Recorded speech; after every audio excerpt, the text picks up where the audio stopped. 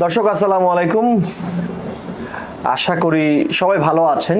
এক্সবিডির news analysis করছিলাম। আজকের যে খবরটি নিয়ে আলাপ করব এনসিপির গোপালগঞ্জ গমন নিয়ে। তারা কি নামে করেছেন সেটার বিষয়ে পরে আসছি, কারণ নামটাই অনেক গুরুত্বপূর্ণ। আমরা প্রথমে এনসিপির যে গোপালগঞ্জে গেলেন সেই গোপালগঞ্জে যাওয়ার তারিখটা নিয়ে আলাপ করতে চাই। এনসিপি গোপালগঞ্জে গেলেন 16ই জুলাই। যেই 16ই জুলাই আমাদের অভ্যুত্থানের প্রথম শহীদ, গত জুলাই অভ্যুত্থানের আবু সাইদ নিহত হন এবং পাশাপাশি চট্টগ্রামে ছাত্রদল নেতা ওয়াসিম আকরাম সহ আরও বেশ কয়েকজন নিহত হন। এবং যেই আবু সাইদের হত্যাকাণ্ড আমাদের এই পুরো অভ্যুত্থানকে একটা বারুদ বাষ্পে পরিণত করেছিল, সেই দিনে এনসিপি নির্ধারণ করলেন যে তারা গোপালগঞ্জে যাবেন। আমরা দেখলাম যে বাংলাদেশ জাতীয়তাবাদী ছাত্রদল তারা কিন্তু দুইটি অংশে বিভক্ত হয়ে তারা কিন্তু একদল গেলেন রংপুরে এবং একদল গেলেন চট্টগ্রামে। কেউ গেছেন আবু সাইদের বাড়িতে, কেউ গেছেন ওয়াসিম আকরামের বাড়িতে। দুই জায়গায় তারা কিন্তু এই দিবসটাকে পালন করার চেষ্টা করেছেন। কিন্তু যারা এই অভ্যুত্থানের প্রেক্ষাপটে গঠিত একটি দল এনসিপি, তারা ওই তারিখেই তাদের জুলাই পদযাত্রার কর্মসূচি হিসেবে কর্মসূচি রাখলেন গোপালগঞ্জে। এইটা আমার কাছে মনে হয় যে সবচেয়ে গুরুত্বপূর্ণ এবং রহস্যজনক একটা ব্যাপার। পাশাপাশি এই বিষয়টাকেই তারা, এটা কিন্তু জুলাই পদযাত্রা বলে প্রচার করছিলেন সব জায়গায়। তো জুলাই পদযাত্রা প্রচার করতে করতে করতে করতে এই গোপালগঞ্জে যাওয়াকে তাদের একজন খুবই গুরুত্বপূর্ণ নেতা সার্জিস আলম তিনি বললেন যে মার্চ টু গোপালগঞ্জ। তিনি ফেসবুকে পোস্ট দিয়ে এই গোপালগঞ্জ যাওয়ার ঘটনাটাকে মার্চ বলে ঘোষণা করলেন। এবং আরও একজন গুরুত্বপূর্ণ নেত্রী ডাক্তার তাসনিম জারা, তিনিও এই গোপালগঞ্জ নিয়ে নানা কথা লিখলেন এবং অনেক কিছু বললেন যে কি হবে না হবে। এই যে গোপালগঞ্জের অনুষ্ঠানটাকে আলাদা করা, এই আলাদা করার বা নামটাকে আলাদা করা, মার্চ হিসেবে বলা, এই বিষয়টা আমার কাছে কেমন যেন লাগছে। আমার কাছে না, অনেকের কাছেই লাগছে। এরপরে সবচেয়ে যে আরেকটা গুরুত্বপূর্ণ বিষয়, এটা রাষ্ট্রের জন্য।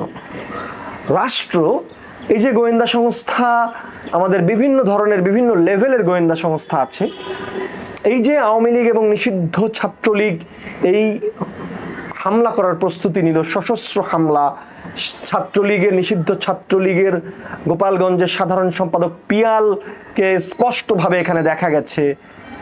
গোপালগঞ্জ কি তাহলে আওয়ামী লীগ এবং নিষিদ্ধ ছাত্রলীগের সেফ হোম হয়ে গেছে? তারা কি ওখানে সবাই গিয়ে আশ্রয় নিয়েছেন? গোয়েন্দা সংস্থা কিচ্ছু জানলো না এত বড় একটা হামলার প্রস্তুতি।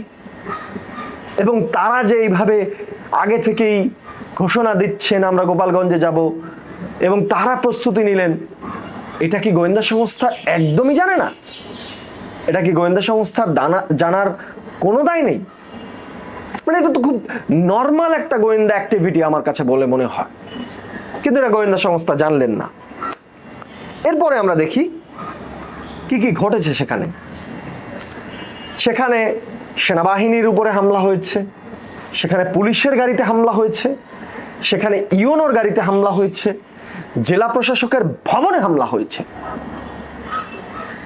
এতগুলো গুরুত্বপূর্ণ ঘটনা ঘটলো এবং অনেক অনেক জায়গায় দেখা গেছে যে পুলিশ বিভিন্ন জায়গায় গিয়ে আশ্রয় নিচ্ছে। 3-4 দফায় হামলা হয়েছে। সমাবেশ শুরুর আগে পুলিশের গাড়িতে হামলা হয়েছে, তারপরে সমাবেশের স্থলে হামলা হয়েছে, সমাবেশ শেষ করার পরে হামলা হয়েছে। আমরা দেখলাম এনসিপির নেতারা সাজোয়া জানে করে তাদের জীবন রক্ষার্থে তারা চলে আসলেন, তারা সেনাবাহিনীর গাড়িতে করে আসলেন। এই যে এত বড় একটা ম্যাসাকার হয়ে গেল, এই ম্যাসাকারের দায় কি কোনোভাবে রাষ্ট্র এড়াতে পারে? এই ম্যাসাকারের দায় অবশ্যই কি রাষ্ট্রকে নিতে হবে না? পাশাপাশি আরো একটা গুরুত্বপূর্ণ বিষয়, এই ঘটনা ঘটার সাথে সাথে আমরা দেখলাম এনসিপির একজন খুবই গুরুত্বপূর্ণ নেতা, তিনি আব্দুল হান্নান মাসুদ, তিনি বলে দিলেন যে এই পরিস্থিতিতে নির্বাচন কিসের নির্বাচন।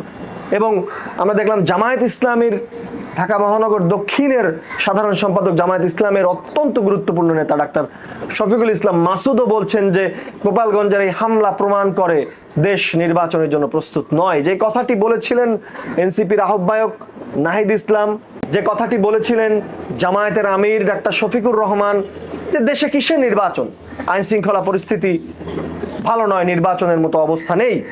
অর্থাৎ এভাবে একটার পর একটা ঘটনা ঘটতে থাকবে আর সবাই খালি নির্বাচনের মতো অবস্থা নেই সেই আলাপটি তুলতে থাকবে। গোপালগঞ্জে কি আর কেউ কোনো রাজনৈতিক কর্মসূচি করেনি? বিএনপি তো শত শত কার্যক্রম চালিয়েছে গোপালগঞ্জের বিভিন্ন জায়গায়। বিএনপির একটি সংগঠন জাতীয়তাবাদী স্বেচ্ছাসেবক দলের সভাপতি এস এম জিলানি, যার বাড়ি গোপালগঞ্জে, তিনি গোপালগঞ্জে গাড়ি বহন নিয়ে যাচ্ছিলেন, তখন তার গাড়ি বহরে হামলা হয় এবং সেখানে স্বেচ্ছাসেবক দলের কেন্দ্রীয় কমিটির ক্রীড়া বিষয়ক সম্পাদক নিহত হন।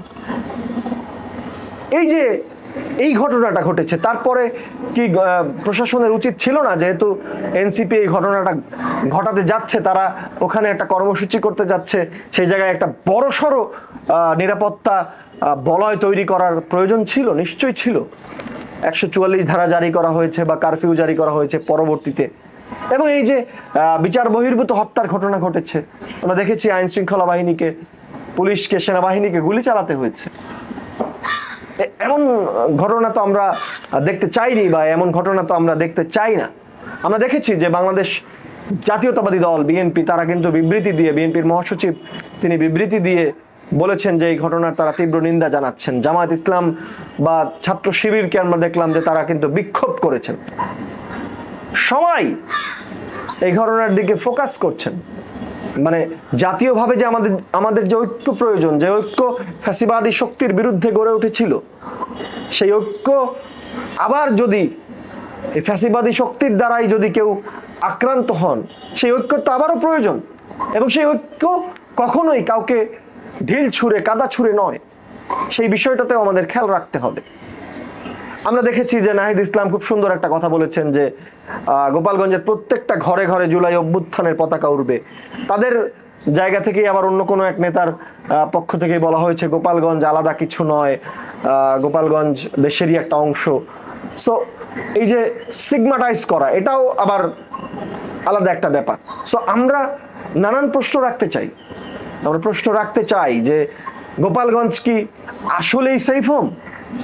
গোপালগঞ্জ কি আওয়ামী লীগদের জন্য স্বাধীন জায়গা? বাকি 63 জায়গা পুরো বাংলাদেশের মানুষের আর একটা জেলা আওয়ামী লীগের?